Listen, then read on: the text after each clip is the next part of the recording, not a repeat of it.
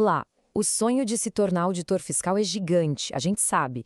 Mas às vezes a contabilidade parece um daqueles muros difíceis de escalar, não é? Pois é, mas hoje a gente vai pegar um desses tijolos do muro e transformar em um degrau para sua aprovação.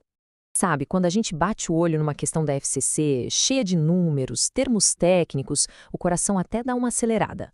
Parece que foi feita de propósito para confundir. E olha, essa sensação é super normal. Mas a boa notícia é que por trás de toda essa complexidade, quase sempre existe uma lógica bem simples. E é essa lógica que a gente vai desvendar hoje. Juntos, passo a passo, bem tranquilo, no final, isso aqui vai parecer muito mais fácil. Pode acreditar.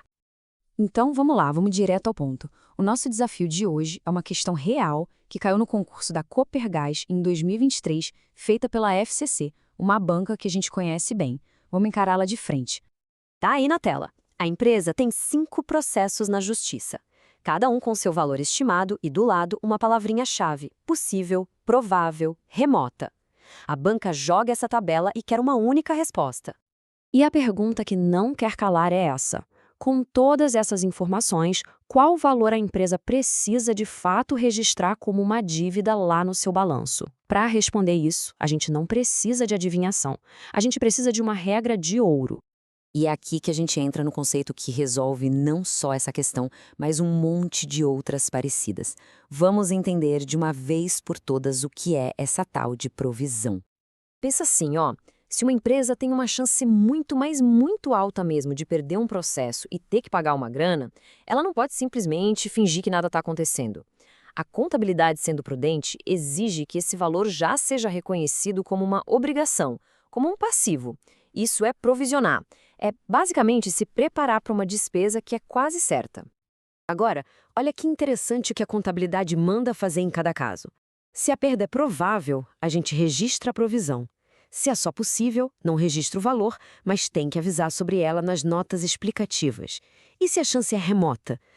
Aí a empresa não faz absolutamente nada. É como se não existisse.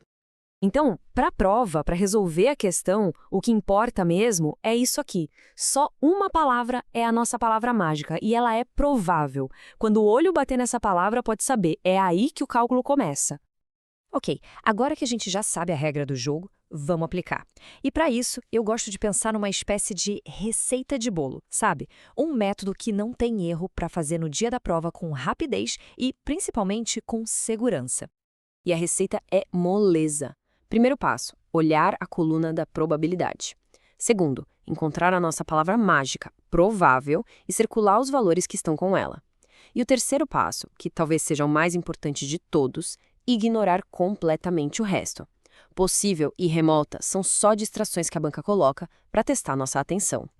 E essa imagem mostra exatamente o nosso filtro em ação. Olha lá na tabela de novo. Processo 1, possível, a gente ignora. Processo 4, possível também, tchau para ele. Processo 5, remota, e esse a gente ignora com mais força ainda. E aí, o que sobrou? Só os processos 2 e 3. Aquela questão que parecia um monstro ficou bem menor, né?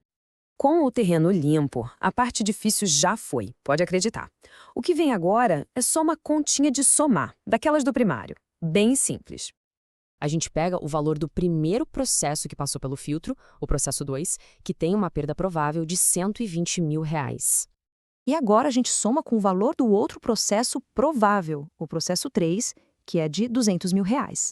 E o resultado dessa soma, 120 mil mais 200 mil, dá um total de 320 mil reais. É esse o valor que a empresa precisa reconhecer como passivo.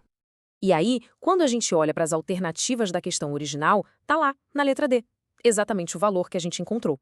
Viu? Sem pânico, sem cálculo mirabolante, só aplicando a regra com calma.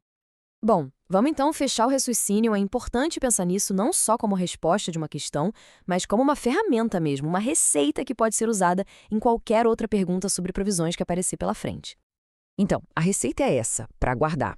Ler o enunciado, caçar a palavra provável, somar apenas os valores que estão do lado dela, ignorar todo o resto como se nem estivesse ali e, no final, marcar o X com a certeza de quem sabe o que está fazendo. Percebe o que aconteceu aqui? O que parecia uma questão super cabeluda de contabilidade era, no fundo, uma simples soma disfarçada. O grande segredo não estava na matemática, mas sim em saber o que ignorar. E essa é uma habilidade que agora já está dominada. Cada conceito que a gente domina, cada questão como essa que deixa de ser um fantasma para virar um ponto garantido, é um degrau a mais na escada que leva ao cargo de auditor fiscal. A gente segue firme nessa jornada, juntos.